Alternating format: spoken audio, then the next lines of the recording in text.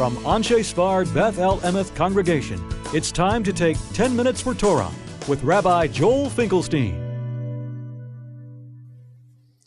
Welcome to our discussion of Bhaalotecha, everyone a prophet? In the Parsha, we have this interesting story where Moshe raises that question. Let everyone be a prophet. And that's the question, can everyone really be a prophet? The story is as follows. Moshe was complaining that he couldn't handle being the leader just all alone.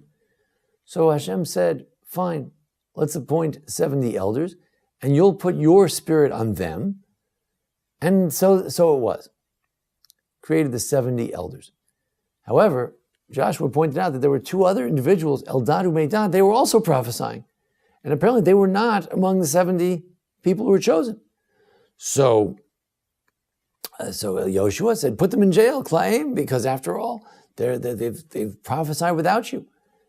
And Moshe said, he says, he says, what do I care?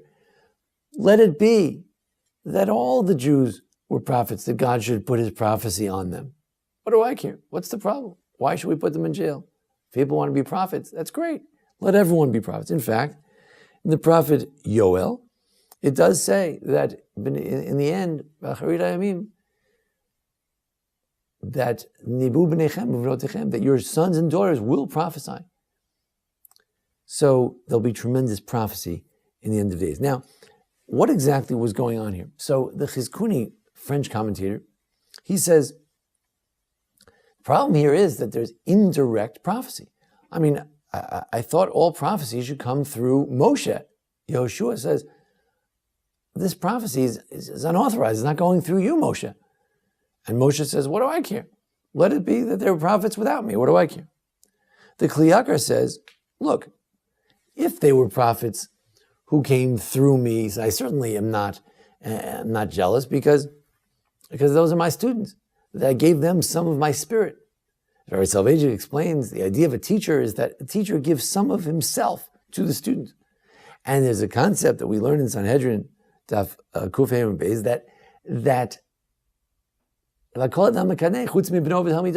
people get jealous of everybody, but not of their son and not of their student. So certainly if they were my students, I'm not jealous of them because let everyone be prophets. If they're my own students, it's like my own child. You're not jealous of your child. But even these people who had prophecy outside the realm of my prophecy, they didn't get my spirit. They had their own prophecy, direct from God. Fine. What do I care? Let them have it. Even in this case, let it be that they all be prophets. The Or HaChaim HaKadosh, great mystic from Tzfat, so he said, I can explain this. He says, you see, there seems to be a problem here. The problem is that really all prophecy needs to come through Moshe Rabbeinu. In other words, if indeed Moshe is the father of all prophets, then all prophecy should come through Moshe. They should all be students of Moshe. The only reason our whole tradition works is that Joshua has a bit of Moshe in him, and the elders have a bit of Joshua in them, and the prophets have a bit of the elders in them, and so on through King David and through modern day rabbis. Each one has a spirit of those who came before them. But what do you mean that there were two prophets who didn't go through Moshe? What are we talking about? So the Or HaChaim says, I'll tell you how it works. It's sort of an interesting halachic answer. It's a legalistic answer. Once the 70 elders got the spirit of Moshe, it became permitted for all people who came afterwards to have the spirit of Moshe, to have prophecy as well. In other words, it really does come through Moshe. Once Moshe gets the prophecy, then other people can get prophecy. Yes, you cannot be a prophet since Moshe. No one could be a prophet sort of independent of Moshe. But once Moshe became the prophet, and then he gave his prophecy, shared it with others, that allowed for the possibility of another prophet who didn't go through Moshe. But ultimately it does go through Moshe because the fact that he allowed the other prophets, that opened the door for all. Who opened the door? Moshe. And therefore, these prophets are not independent.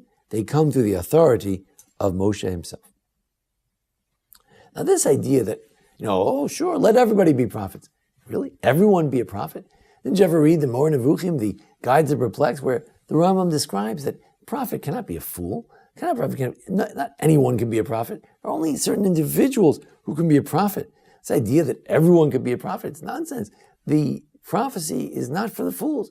It's for a certain elite who can achieve the ultimate level of being a philosopher and a Torah scholar. So how do we understand it? So the Rambam says, well, the verse in Yoel that says that one day your children will prophesy, it means there'll be more prophecy than there is today. It doesn't mean every single person. The Sfas Emes and many Midrashim, take this more at the simple level. And that is that, sure, that one day in the end of days, everyone will be a prophet. Just like we were at Mount Sinai. Every Jew was a prophet, at least for that moment, at Mount Sinai. That the splitting of the sea, each Jew became a prophet, only temporarily, but they became a prophet. The Ha'amek Davar explains this. He says, if it's just for a moment, you could become a prophet without going through Moshe, without preparation, without being a great scholar and a great philosopher. Permanent philosopher, a permanent scholar, a permanent prophet, that requires a great scholarship, great piety, a great preparation. But he says, really, for someone once, a couple of guys became prophets once, he says, Joshua, don't worry about it. Just for somebody to be occasional prophet, that's a different story. But for someone to achieve true prophecy for eternity, that is indeed a unique realm of certain prophets. Rav Avraham Yitzchak Cohen Cook, famous Ashkenazic first chief rabbi of the land of Israel, he says that there's a difference between a chacham and navi. There's the rabbi, and then there's a prophet. What's the difference between a rabbi and a prophet? Other than the fact that rabbis don't claim to be giving you the direct word of God that they heard directly. But what's the difference conceptually? He says, well, the sages, scholars, Talmudic rabbis, they were very good at the details. They know all the details of all of the Jewish laws, which are extremely important. They're God's laws. We got to keep them. The prophets, generally, I'm not talking about Moshe, but other prophets, they're very good at the generalities. Justice, wisdom, knowledge, kindness, charity. They're very good at the general principles. What Moshe Rabbeinu possessed that was unique to Moshe Rabbeinu, and he taught this unique characteristic to his students, to Joshua and those who came after, was the idea that you could have both. That you could be a master of the details. After all, Moshe Rabbeinu is the one who gives us the details of the laws of God. The whole oral tradition, it's all halacha la Moshe misinai. It's prophecy, a tradition from Moses. He's a master of the details. Well, how exactly do you do Shabbos? How do you do tefillin? How do you do mezuzah? How do you do kosher? How does it work? And he's also a master of the generalities. In Akev,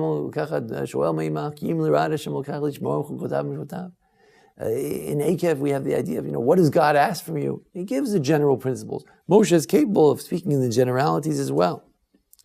Based on this idea of Rav Kook, perhaps we can suggest the following interpretation of this week's parsha. Bhaalotecha. It says that the 70 elders, they received Moses' great tradition. What's that tradition? The generalities with the specifics. These individuals, they only had the general prophecies. They couldn't get to the details. And that's why he said, fine, let everyone give the general prophecies. But one day what we're looking forward to is the proliferation of prophecy where there'll be many people, or maybe everybody, who will be capable of understanding the generalities of Judaism with its particulars. Sometimes you find in the Jewish community, some are experts in the generalities of Judaism, some are experts in the particularities of Judaism. Why can't we get it all together? Why can't we put it all together? Try to be exemplars of the greatest, grandest principles of Judaism. At the same time, we fulfill every minute detail of halakha, which expresses those grand principles on which Judaism is based. So, on this Shabbat, Parshat Bhaalotecha, let us hope that we can learn to approach prophecy. That's what the Rambam taught us. We can't always be prophets. We may not live in the right era, but we can approach it by being experts at the minutiae of halakha, of Jewish law, and also experts in understanding and living the great principles of the Torah as well. I want to thank the sponsor of this week's webcast, Erica Siegel, who sponsored this webcast, this series of webcasts, in memory of her husband Andy Alav Shalom's family, most of whom perished in the Holocaust, all except one. Just this past week was the Yurtzeit on the 7th of Sivan. Bayla Siegel, David Siegel, Eliyahu Siegel, Menashe Siegel, Mordechai Siegel, Moshe Siegel, Yosef Siegel, and Yuta Siegel. We wish them the Yehei Zichram Baruch. May the memories be a blessing. The neshama should have an aliyah. We thank our sponsors. We also thank Jason Lefkowitz, our producer. Thank you. This has been 10 Minutes for Torah with Rabbi Joel Finkelstein. To learn more, visit asb.org.